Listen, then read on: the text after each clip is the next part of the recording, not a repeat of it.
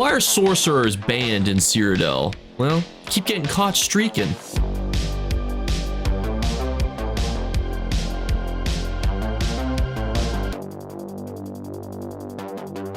What's going on, YouTube? We are less than an hour away from the PvP event officially starting, and I thought let's talk about the event holistically, some quick farming methods, as well as some decent sets and skills to consider for you using during this event, and why you may want to participate in this event as well. And here is Mayhem Descends Upon Tamriel. So this is going to go from Thursday, July 24th at 10 a.m. all the way till August 6th at 10 a.m. And that's going to have a 100% increase to alliance points, XP from PvP zones, and Telvar stones gained, as well as special rewards when completing ESOs, Alliance War Battlegrounds, and Imperial City PvP modes. Now, notably, you can complete the starter quest inside the Crown Store, but it's relatively easy. You can jump into doing some of these quick farming methods because they just require you to participate in PvP, and that's really all you need to do. And this is now 100% passive. There was a little bit of confusion. You no longer need to eat the scroll, activate the scroll, read. I don't actually know what you did when you had the scroll, but you no longer need to utilize an item. All of the passives are 100% passive. And so holistically, why you want to do this is you're going to be getting Pelinor's boon boxes. You can get them from Battlegrounds quest, Scouting, Battlefront, Warfront conquest missions, Elder Scroll, Capture and Recapture quest, Town quest, and Imperial City daily quest. Now, notably, you always want to make sure that if there is an Elder Scroll that is being recaptured by you or captured by you, that you have the quest. The reason for that is you'll get a ton of class mastery scripts, which you definitely want to have stacked on your character. So always make sure that if an Elder Scroll is being taken to be captured, that you have the quest that's associated with it. Generally, if it's not the Elder Scroll that you had picked up, delete that quest, ask for the one to be shared with you, and you can get access that way. But notably, you're probably going to be completing a lot of Imperial City daily quests, because that's how you get your one event tickets.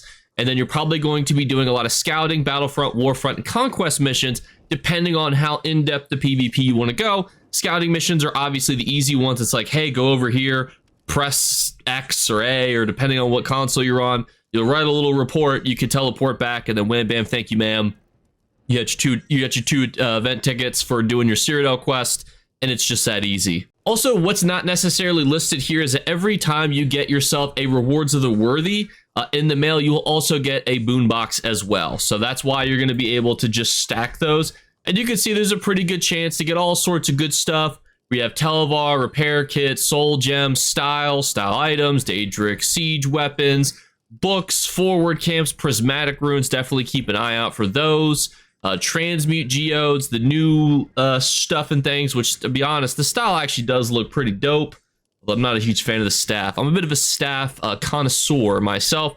The golden will be different, but as we talked about, so you get 2 event tickets from either doing your first battleground or your first Cyrodiil mission. So again, those are all the ones that are on the bounty boards. Probably it's going to be for you Scouting mission. You could also do a town daily. Those are relatively easy. Your Imperial City district quests are also relatively easy. I would encourage you to go into the Imperial City and do all of them in each individual district, because, for example, if we were to take a look at the Imperial City, take a little peruse over here in the map, zoom in, you can see that there's 6 districts. If you did the daily quest for all 6 districts, you could turn it in one each day, then you've got 6 days done. Especially if you're playing, in a time period when not a lot of people are logged on, it's going to be really easy to get those done, because it's like, oh, go kill these guys over here and pick up this ham sandwich. All right, you did it. You completed your Imperial City daily quest. So you might be thinking to yourself, all right, Jake, what's the best use of my time? Well, I'm a huge fan, if you have a low-leveled character, to use Battlegrounds to level them up, because you get a huge chunk of XP when you actually complete a battleground, win or lose. Obviously, winning is a little bit better. And it's just easy to craft low-level gear to make it so where you can get a decent build and enjoy leveling a character that way. If you're a lower-leveled CP character, I'm talking like 160 to like 1,000, and you have a cat that likes to jump up on top of you, I would encourage you to go to like a low or a non-CP-enabled campaign. Quagmire is generally the most popular one to go to. Make sure you set it as your home campaign, because you want to make sure that you're getting your tier 1 rewards, ideally if possible. Unfortunately, they will be different for this campaign. So if you actually go into a campaign and set it as your home campaign, this will enable you to get rewards. Cyrodiil, sometimes it's for people, sometimes it's not. Some people want the immediate action of a battleground. Some people love the kind of mystery and, bonuses and things that come from, Cyrodiil, open world, big cinematic CGI fight, Skybeam literally coming down in the Imperial City. It's like a Marvel movie. But if you have low mount speed, it can be a little bit annoying. That's where I think some people may enjoy the other things as well. So if you set this as your home campaign, you will start working towards your rewards tier 1, which gives you a good chunk of transmutes. You can certainly get to rewards tier 2 and 3, but that generally just guarantees you random bits of jewelry and gold, which is certainly not bad, but it's better to use multiple characters and get them to rewards tier 1 than get a handful of characters to rewards tier 3. So that will be what I would encourage you to focus on. And I would also use the new campaigns to set as your home campaign, because they're going to be very quick in kind of going. And if you wanted to become the Emperor, obviously you could do that there too. The Imperial City is also an interesting option. If you're like, Jake, I'm an Imperial City gooner, and I'd say, okay.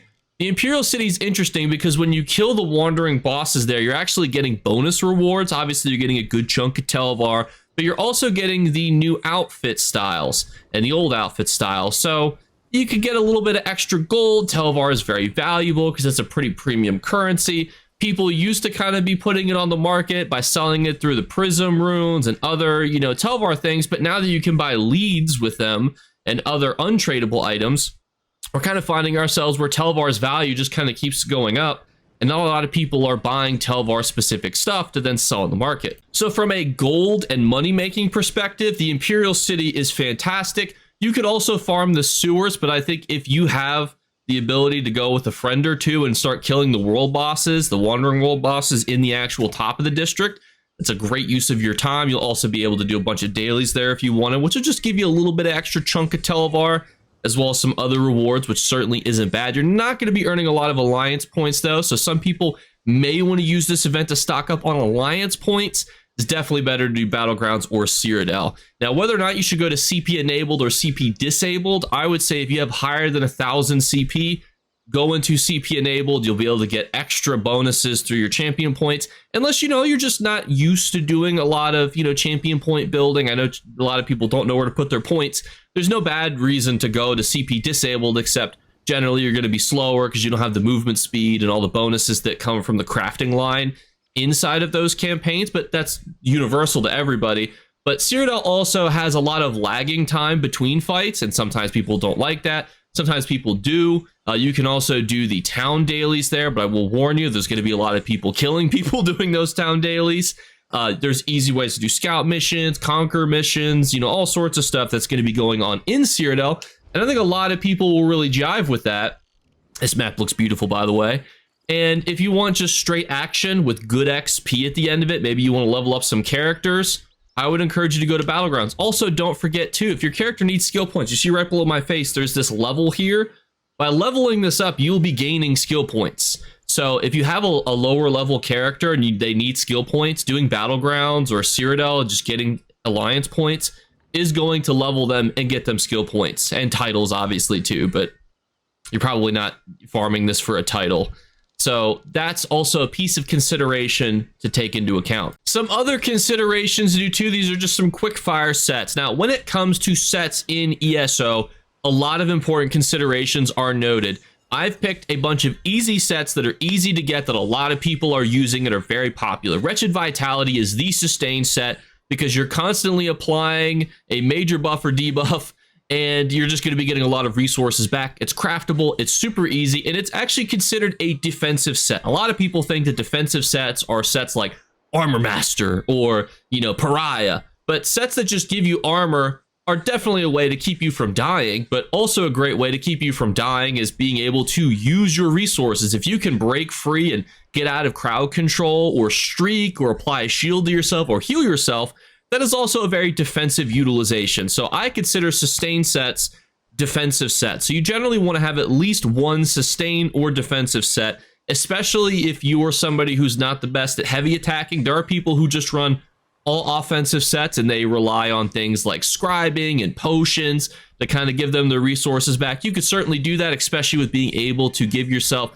major and minor recovery stacks with potions and scribing, but that's definitely a little bit riskier, and Wretched Vitality is the way to go for this. I'm also a huge fan of Roxas. Now, Roxas is a sustain set that's built into a monster set. A lot of people kind of sleep on this, but to me, if you have the Scribes of Fate DLC, Balsanar is not super difficult to run, and it's a fantastic monster set for resource recovery. Another really popular PvP set is Rallying Cry, and it literally comes from PvP, so you can actually get this relatively easy. When your healing critically strikes while Battle Spirit is active, you and group members within 12 meters of you gain 1650 crit resistance and 300 weapon and spell damage for 20 seconds.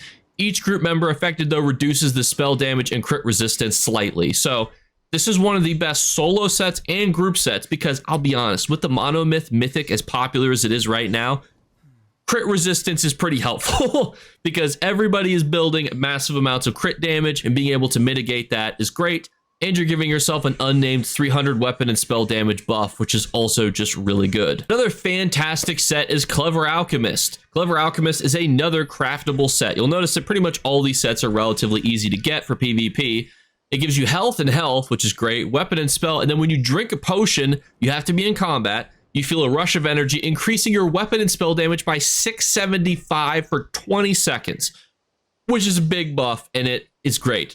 What's also nice about this, and even other sets like Rallying Cry, is you can just back bar these, or front bar them if you wanted to, meaning that you can actually have either an arena weapon or a monster set extra built into your builds, like I did with my PvP build that I made over the weekend, where you see we run 2 5-piece sets, a monster set, a mythic, and a 1-piece trainee, because we only need Clever Alchemist active on 1 bar, because once you pop that potion, you can switch bars and you keep the actual 675 unnamed buff for both of those. It would work the same with Rallying Cry too. If you plan to only critically heal on your back bar, you don't need to have it active on your front bar. Another really good example of a monster set that you should build in like that is Balorgs. It gives you weapon and spell, and then when you use an ultimate, you gain weapon and spell damage equal to the amount of total ultimate consumed, and physical and spell penetration equal to 23 times the amount for 12 seconds. So this is another unnamed buff in the sense that it's not like major, minor, berserk.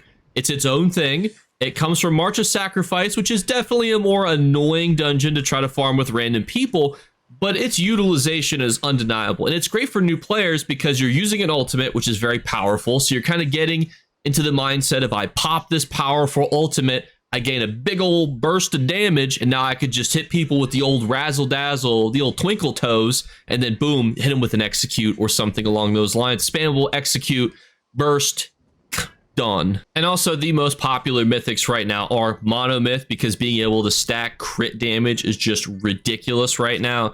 Having both major and minor force super easy to get based on this mythic and some skills. You could just stack crazy crit damage. If you don't have access to this, some good alternatives would be things even like if you wanted to run the Marken Ring, Saint Seducer, Sea Serpent's Coil, any access to those is great. But if you don't have access to mythics, again, just run something like Balorgs, or if you really want to, base game only stuff, you can run Bloodspawn. That'll give you access to ultimate build very quickly and efficiently, and it just comes from Spindle Clutch, so it's relatively easy to do. I would generally point you to some resources, and I'll link some below if you guys want to see more about PvP builds. I also have an intro to PvP builds starter playlist if you guys want to watch that, because I don't want that to become this whole video, just because I could talk about that forever. But if you're new to PvP, what I would recommend, right?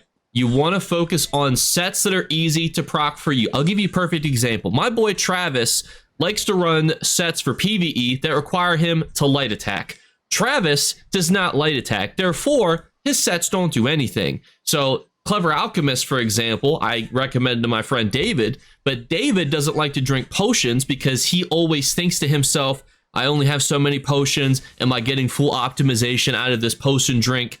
And therefore, it's not a good set for him. So you want to always be thinking about sets that are going to jive with your playstyle, or use sets even like Clever Alchemist to force yourself to be like, I need to drink potions.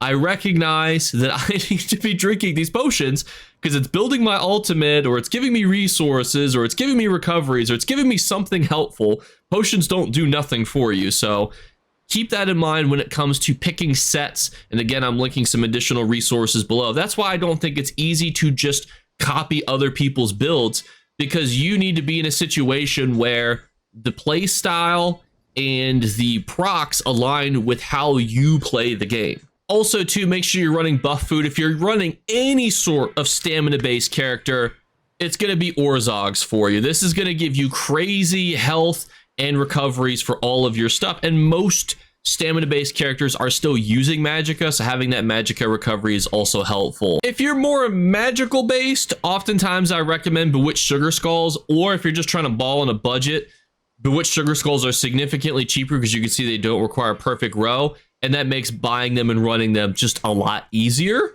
because it gives you max health, stamina, Magicka, because Magicka characters, you still have to block, roll, dodge, sprint. You don't get any extra recovery, so keep that in mind if you're a Magicka character. But Magicka characters, I think, are also, it's a lot easier to light and heavy attack because you're usually at a distance depending on what you're running. Even if you're up close and personal, like you're running like a Templar or a Magden that's really up close and personal, still easy to light and heavy attack weave to get yourself resources back. So this is generally what I would recommend for Magicka characters, but you can always run Clockwork, Citrus, Fillet. Now, what's important is you always want to have these active in PvP. You might think to yourself, oh, you know, what big difference does food make? It makes a big difference. See my stats right now? I'm going to drink, I'm going to eat a Bewitched Sugar Skull. Everything has just increased exponentially. You want buff food. Bewitched Sugar Skulls are like 900 gold each. And if you play on console, you don't have any, just message me. I have like thousands of them. I will send them to you. You want to be using something on your characters. They make a big difference. Same with potions. If you don't have potions, get some cheap potions. You can buy some cheap ones for alliance points. It'll make your life a lot easier when it comes to consumables. Also, you can consider things like War Torts to get extra alliance point leveling up gain. So not extra alliance points, but it'll level up your assault, your skill lines, as well as giving you alliance rank faster to get you closer to those alliance rank levels. And then let's talk about skill bars. So even if you're running an Oaken Soul build, you're running something really cool, you'll want to have good skills. Now, this is a base sorcerer, so this is kind of an old build, but the concepts are the same. When it comes to making an ESO PvP build, you'll want to have some generalized things on there. You'll want a spammable. Now, this one's kind of got two spammables in Crystal Frag and Shocking Soul. So it kind of, you just want something that you can quickly spam. Its cast time is very quick and it does a lot of damage. You can also use these to do things like, you know, apply Major Breach, for example. You also want an execute. Being able to execute somebody will help you because when their health gets low, they're going to go, oh, shoot, I need to heal myself. And that's when you got to hit them with the old ka-chow. And you want to use something like Mage's Fury, Executioner Strike, Spin to Win, anything that deals more damage when somebody is at lower health. Other things that you'll find helpful are things like movement speed or the ability to traverse around. Let's say you're getting either the clappings or you want to deal some clappings. You need to be able to get places and get out of places very quickly. So either something that will speed you up or teleport you. Streak is a perfect example of this because it can also deal damage and stun enemies, and it's unblockable, so they can be blocked. You could streak them, and boom, now they ain't blocking no more. And you can also use it to get away. You also want a powerful ultimate.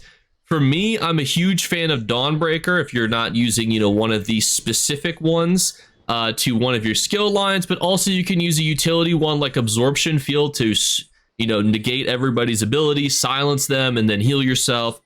Some other good options too are things like Haunting Curse, anything, or like Beetles, something that's going to surprise your enemy where it goes, oh, you know, they don't know they've got a curse on them unless they're paying really good attention.